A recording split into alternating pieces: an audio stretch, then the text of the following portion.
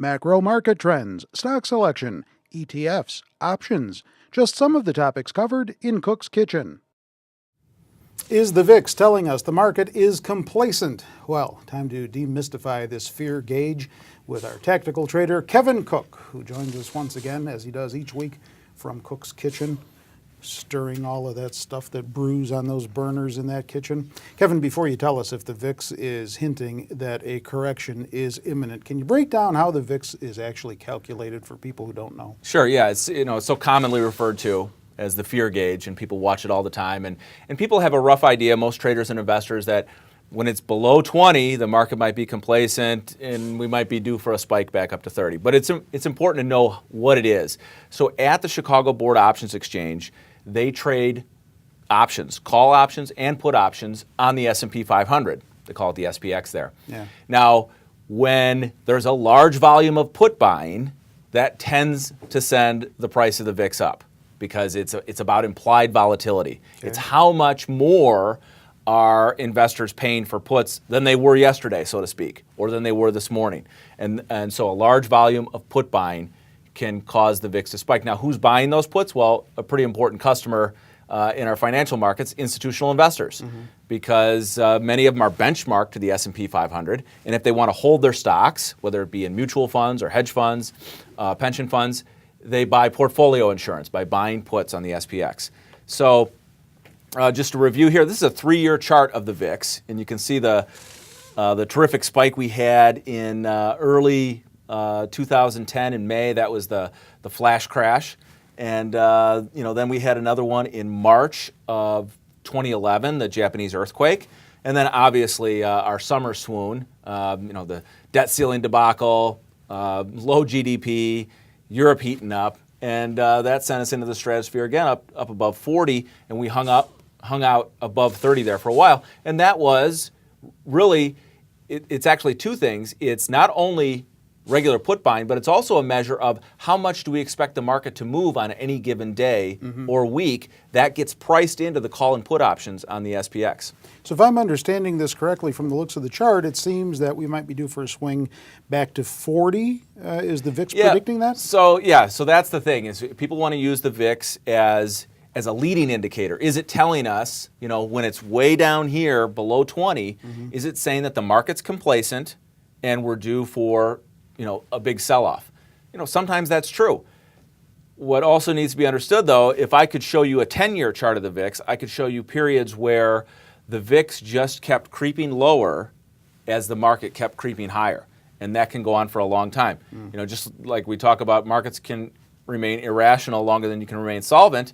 The market can grind higher, and the VIX can hang out in the teens for a while. So it's quite possible that that's the environment we could be in. A couple things I want to point out here. So just as a review, volatility is just annualized standard deviation. So if we talk about the VIX at 25, that's saying that the market could be 25% higher or lower 1 year from now about 68% of the time. And that's just how standard deviation works.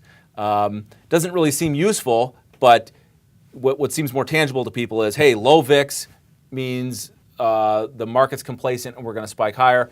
High VIX means it might be a buying opportunity. That's generally true, but I want people to ignore the moving averages on here. I left the 50 and 200-day moving averages on here because you really don't trade trends in the VIX. Okay. It's more about mean reversion. So the 200-day moving average comes in about 27 on the VIX. The VIX will gravitate around there, but it's not following a trend. So we all know that there's more to the market than just the VIX. How do you use this indicator, and how often do you check it? Yeah, so I don't use it to hedge. I'm not buying VIX calls or puts, and I'm not buying the VIX futures. I will occasionally pay attention to it. Here is one useful way to use the VIX that can. So I said don't use the moving averages to tell you which way the VIX is trending, and how can we break down this annualized standard deviation number? This is something we talked about last fall when I tried to demystify the VIX. That you can take that annual number, whatever the VIX is at, say it's 15 or 20 or 25, and you can break it down into a daily volatility. And so here's the simple magic trick math that I use with the VIX. The concept is that vol is proportional to the square root of time. So you can take whatever volatility that number that is. Last fall I was using 40 on the VIX, Now we could use 20, and you divide it by the square root of the number of trading days to get a daily volatility. There's about 250 trading days in the year, while the square root of 256 is 16. So if we take our volatility number, whether it's 40 or 20, and divide by 16, we can find out how much the market is expected to move on a daily basis.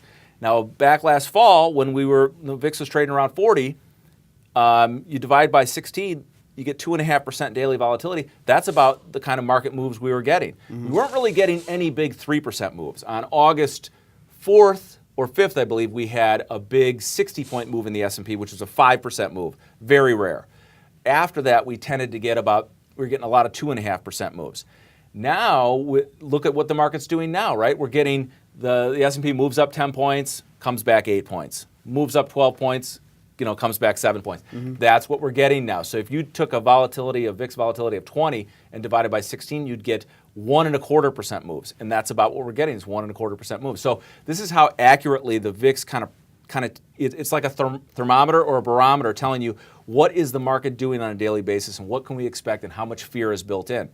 So what people call complacency now could go on for a while, where the market just drifts higher as the VIX drifts lower. All right, thanks for that. The VIX Demystified with Kevin Cook, our tactical trader. Follow his columns on Zacks.com and follow his other comments about issues and trends affecting the market and other stuff on Twitter @KevinBCook. With Kevin, I'm Terry Ruffalo.